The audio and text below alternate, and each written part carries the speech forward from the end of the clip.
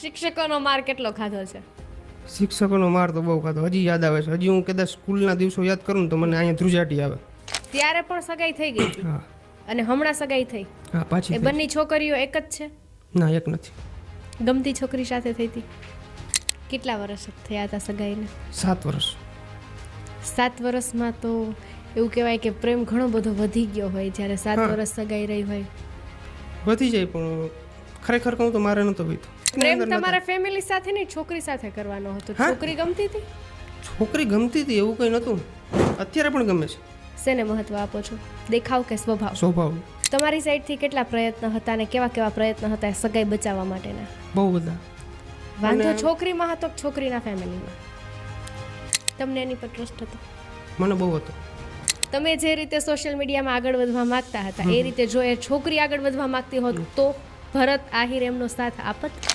એક જાતનું જોઉં તો મને દુઃખ પણ થયું હતું અને એક વાતે જોઉં તો મને સારું પણ લાગ્યું હતું. કારણ કે દુઃખ એ વાતનું હતું કે 7 વર્ષનું રિલેશન તૂટ્યું, 7 વર્ષનો સંબંધ તૂટ્યો અને મજા એ વાતની હતી કે હવે હું આઝાદ થઈ ગયો. હવે મને આ દુનિયામાં કોઈ રોકે નહીં, મારે જે કરવું હોય એ કરી શકું.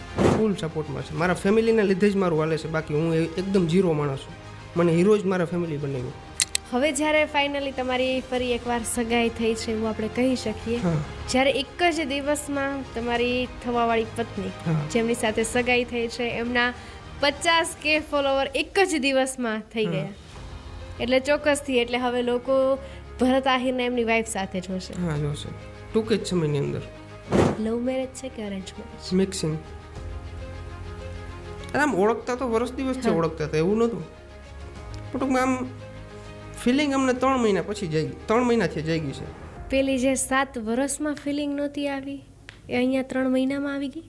નમસ્કાર, આપની સાથે હું છાયા. આજે અમેઝિંગ દ્વારકાના સ્ટુડિયો પર મારી સાથે એક એવા વ્યક્તિ છે કે જેને નાના લોકોથી લઈ અને વડીલ સુધી બધા જ ચાહે છે. તમે અનેક વખત એમને ઇન્સ્ટાગ્રામમાં, યુટ્યુબ પર જોયા હશે અને ઘણી બધી એમની કોમેડીવાળી રીલ્સ પણ જોઈ હશે. અને જેવું આપણે સોશિયલ મીડિયામાં એમની જે રીતના આપણે એમનું જીવન જોઈએ છીએ, જે રીતે એમને જોઈએ છીએ, જ્યારે રૂબરૂ મુલાકાત કરો છો તો પણ તમને એવી જ અનુભૂતિ થશે. એકદમ નિખાલસ વ્યક્તિત્વ ધરાવતા ભરત આહિર આજે આપણી સાથે છે. ખૂબ ખૂબ સ્વાગત છે આપનું. અરે થેન્ક યુ. અને ખાસ કરીને અમેઝિંગ દ્વારકાનો આભાર માનું છું કે મને એવડા મોટા પ્લેટફોર્મની અંદર અમારું પોડકાસ્ટ લેવાનો મોકો મળ્યો છે. તમારા જીવનની શરૂઆતથી લઈ અને આજ દિન સુધી જ્યારે તમે અત્યારે થારમાં ફરો છો, હમણાં તમારી સગાઈ થઈ ગઈ છે, એમના માટે હું કોંગ્રેચ્યુલેશન્સ કહી દઉં જ્યારે રૂબરૂ મળ્યા છો ત્યારે. Thank you. એટલે અત્યાર સુધીની તમારી જીવન